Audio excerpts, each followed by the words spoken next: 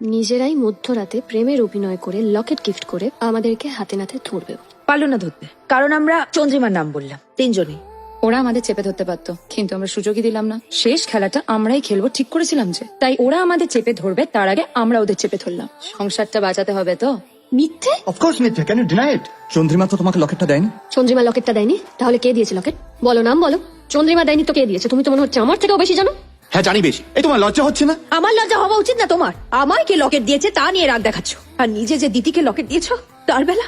বিশাখাকে তুমি লকেটটা গিফট করে বলেছিলে আমি আর শুধু তোমার বন্ধু নই, আরো বেশি কিছু। সব জানি আমি। বিশাখাকে আমিই পাঠিয়েছিলাম তোমায় টেস্ট করার জন্য। আর এক্সট্রা ম্যারিটালে এত আপত্তি, টেস্ট করতে চেয়েছিলাম। কত খাঁটি তোমার কথাগুলো। হেরে গেছো তুমি সুমিত, আর আমাকেও হারিয়ে দিয়েছো।